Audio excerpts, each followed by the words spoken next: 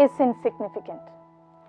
All labor that uplifts humanity has dignity and importance and should be undertaken with painstaking excellence, said Martin Luther King.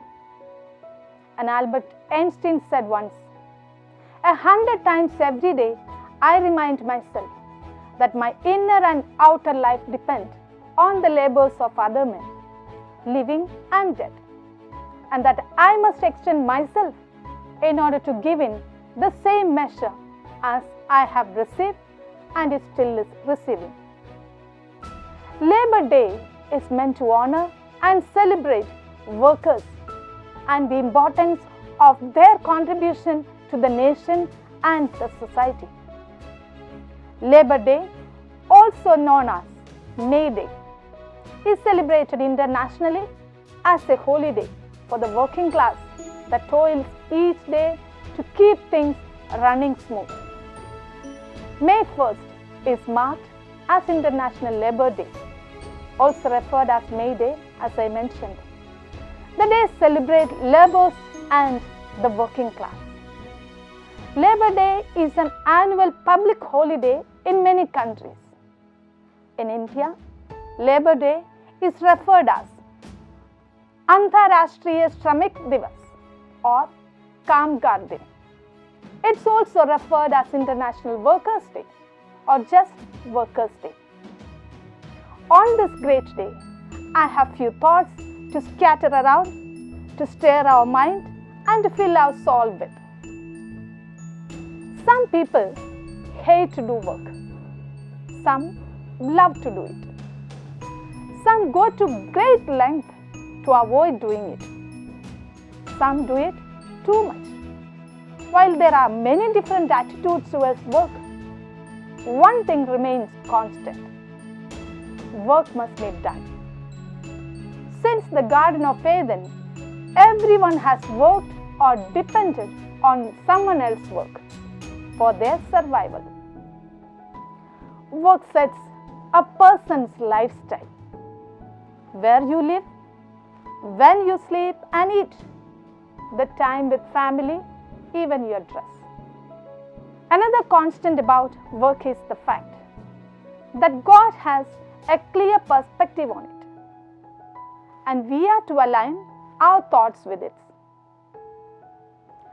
As we reflect on our own attitude toward work, consider the following 8 principles that outline God's view to work. First, work is ordained by God.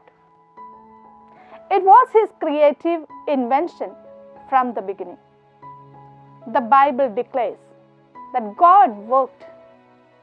By working, we resemble God. Implement them and be creative. Additionally, God gave us the task of ruling over and taking care of His creation. Second principle is work is for lifetime.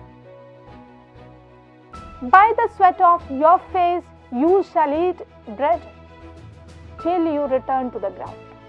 It's said in book of Genesis, chapter 3. God intends that humans are to work as long as being the human being, whether paid or volunteer. The magical age of 65 could intend meaningful, purposeful work. The third principle is work is not a punishment. God did not create work as a drudgery, but as a gift of fulfillment to life. A human being can do nothing better than find satisfaction in his work. The fourth principle is work has 3 purposes: to provide money or resources, to supply the necessities of life, to provide for a quality of life in the satisfaction of doing a job well, and to serve God. The fifth principle is work calls for obedience. even when the boss isn't looking. A good worker is consistent and diligent to the task and loyal to the organization. The real boss is God Himself. See your job as service to Him, not simply your employer. Employers should treat employees with respect and fairness. The sixth principle is work should be done with excellence.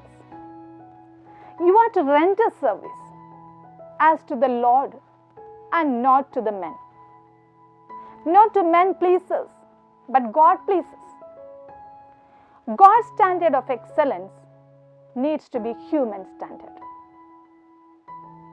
And the seventh principle is work is honorable. All professions and all kinds of work, assuming they are legal and ethical and are honorable before the Lord. There is no dichotomy to God and fulfillment to you if it is done to God's glory. The eighth principle is work provides an opportunity for witness. You manifest a powerful message, both verbal and non-verbal, of a supernatural approach to work. The world today needs the powerful witness to the reality of God and the difference that makes in His followers. Work is God's gift to us. It is His provision in a number of ways. Dear friends, I would like to highlight 5 major reasons why work is valuable. The first thing is, through work, we serve people. Most work is part of a huge network of interconnected jobs, industries, goods and services that work together to meet people's physical needs. Other jobs meet people's aesthetic and spiritual needs as well. The second reason why we work. Through work, we meet our own needs. Work allows us to exercise the gifts and abilities God gives each person, whether paid or unpaid. God expects adults to provide for themselves and not much of others. And it said in Bible, if one will not work, neither let him eat. And the third reason why we work. Through work, we meet our family's needs. God expects the head of the households to provide for their families.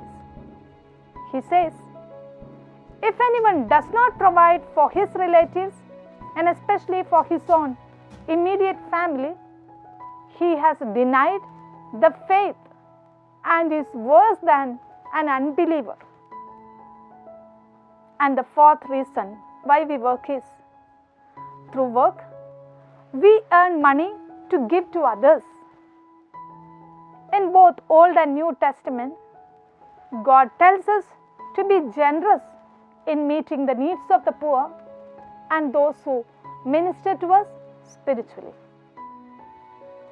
The fifth reason why we work.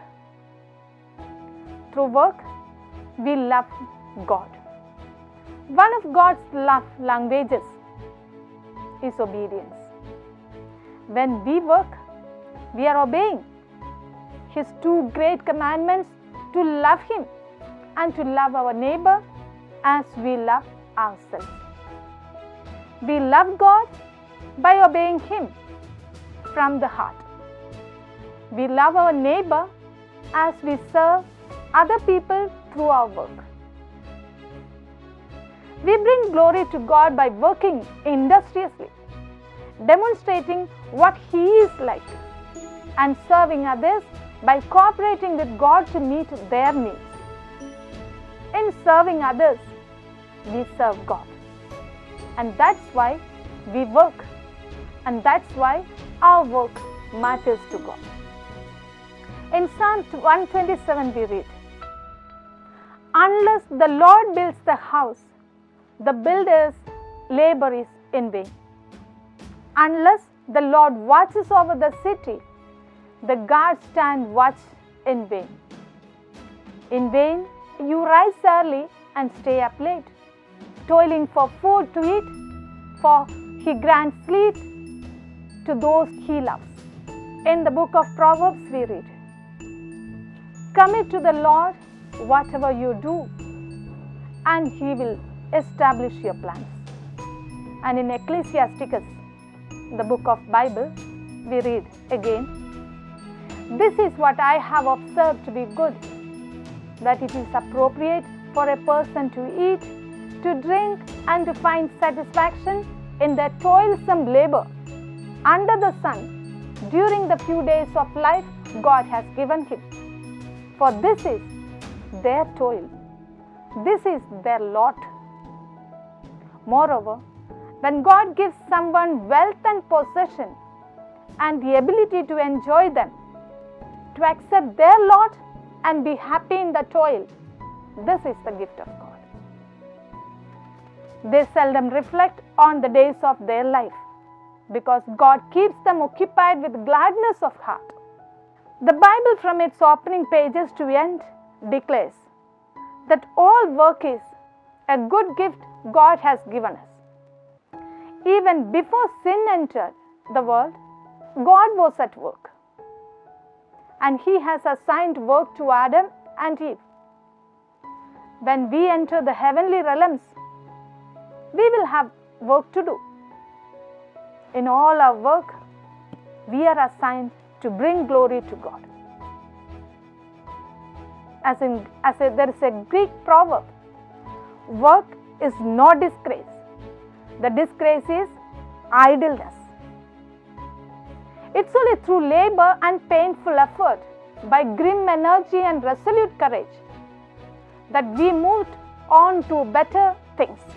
It is said by Theodore Roosevelt. So I wish you the joys of the hard labor, the joys of our toil. Happy Labour Day.